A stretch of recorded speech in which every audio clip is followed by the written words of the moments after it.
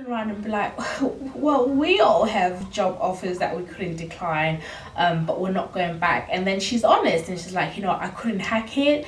And I thought that was so great because it just, and especially with her, she was born in Ghana, went back to the States, hadn't visited, and then went back.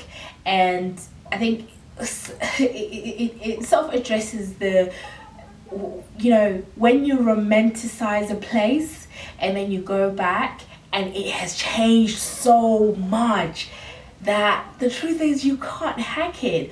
And her character is very interesting because when she came, she sort of didn't want to, she was kind of looking down at the other girls because the way she saw it is, you're not having the true African experience. You are in Africa, but with Western comfortabilities. So, you're still going out, you're still having your salmon, you're still having, all these Western comforts that make it bearable for you to be in Africa. And she seemed to be really judgmental about that until, we didn't really unpack her experience, but then she's the first one to go back home, and then supposedly all these other girls who they weren't really having the true African experience, they're still there.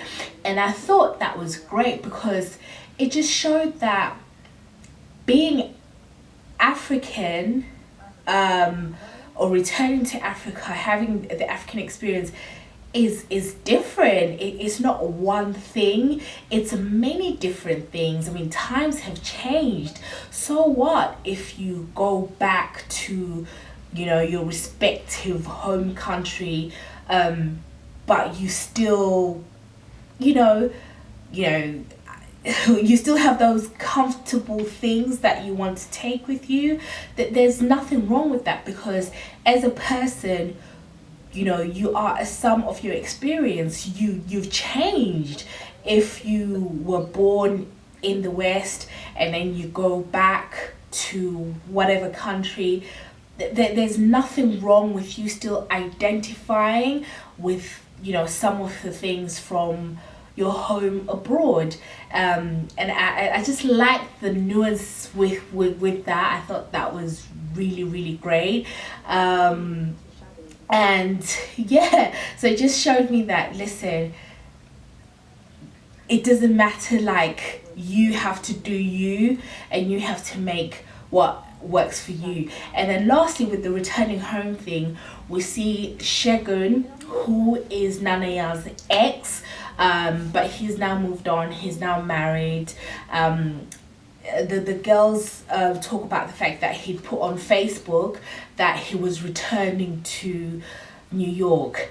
He'd got some job at JP Morgan and the like. So Nanaya actually goes and speaks to Shegun and says, what are you doing? And basically pleads and asks him to stay.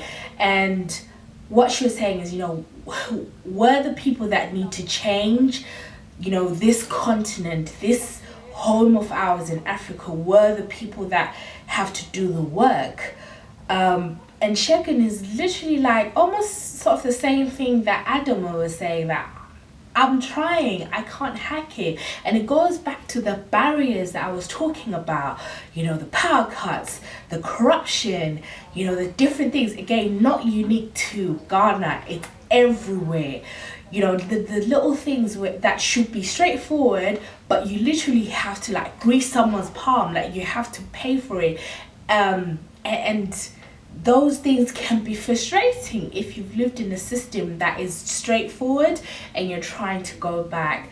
But Nanaya, says that, listen, if we're not doing it, no one else will do it. Africa needs someone like you, Shegun. And he literally is like, literally, I can't hack it. Although he didn't say that, that's what he meant. And then Nanaya said, why do you want to be a second-class citizen in someone else's country?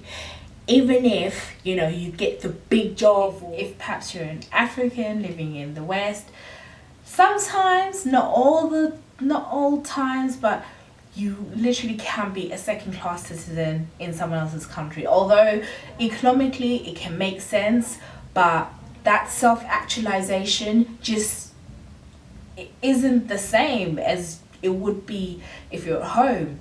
You know, there's people that I know who at home they would thrive, but in the West they wouldn't, just because the systems in place just don't allow that. And this goes back to, you know, the phrase home is best, but again, not everyone can hack it, and it's not even about people not hacking it.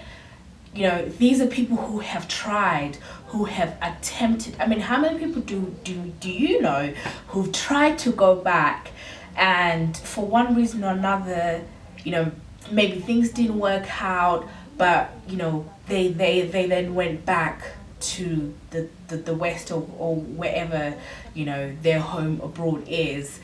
It doesn't mean that I actually applaud those people, because they have actually made an attempt. And you know what that means? That means next time around they won't be apprehensive about moving again, because they've actually done it before. It's so much better than, you know, armchair critics who know everything about African politics but without really taking part, without showing up. So I thought that was great.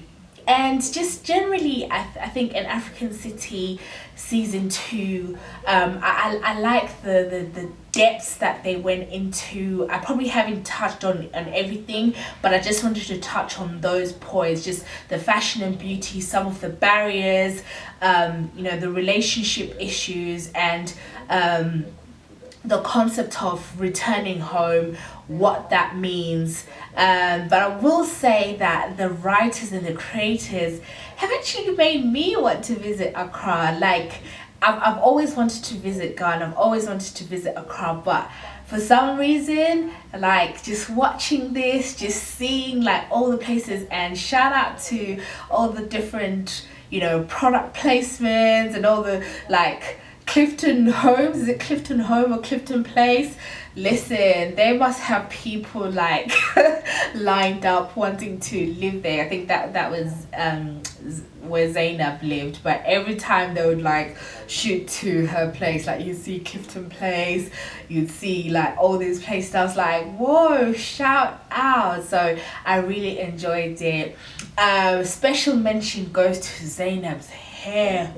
Woo! Can we just have a moment of silence for Zainab's hair? Yes, hair. Yeah, baby. Oh yeah, oh yes, I like that. Hair was on point. Like, I loved Zainab's hair. It was just gorgeous, and she was my favorite character this season. I just thought she just gave me life, and yeah, I loved Zainab this season. Loved Makina. And oh, I didn't mention this, but Makina touches on, so she's a lawyer. Correct me if I'm wrong. She's a lawyer, and when they go to court, they still have to wear that the wigs, like the white wigs. And at the beginning, she's speaking to Stefan, saying, you know, she really doesn't feel comfortable doing that, because almost like a colonial thing, and I've always thought that as well. So when I see that, like, where like in African countries where they still wear that, I just think, why do we still need to wear it? Why don't we ditch it? but I'd be interested to hear what you guys think. But all in all, this was such a solid episode. I'm so happy that there's a creative space that speaks to someone like me, speaks to you know, an African with a Western experience. I think some people dub it the Afropolitan or whatever it is, but I just love that creative space that's there. You know, it's not about opting into like American culture or whatever, but there's actually something speaking directly to our experience. It's like, what? Are you kidding me? Like, it's just so exciting. So shout out to you know, everyone involved. Season 2, by the way, you have to pay to watch the whole season. I believe it's about $20, but it is so worth it. Please pay. Like, don't trap on the bandwidth. Pay and it will be so worth it. Obviously I'm sure you know you can have watch parties or whatever the case is, but yeah, I absolutely enjoyed it. I will say season 3, this is a request, I'd love to see you know, have like a Southern African girl in there, like someone from Zim or South Africa or something. So if any of you are involved with an African city and you know, I'm available. I'm joking, but yeah, it will be, this is just for selfish reasons as someone from South Africa. Yeah, it would be great to see that. But in any case, thank you so much, ladies, for a great season. Thank you to Accra and Ghana as a whole for providing this beautiful like scenery, this beautiful location for this season to be filmed in. I am so excited, and yeah, so just let me know what you guys think in the comment section. Just tell me, are you if you know, you live in the West, are you thinking of going back home, or have you actually returned back home?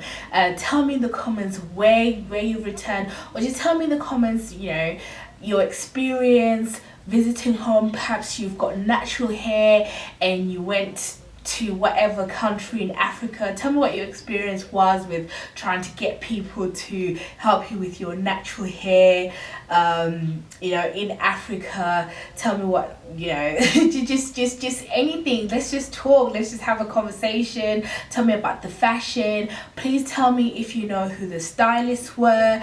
Just anything. Like I said, my name is Nat from snowdroponline.com. There'll be a link down there in the more information section, how you can connect with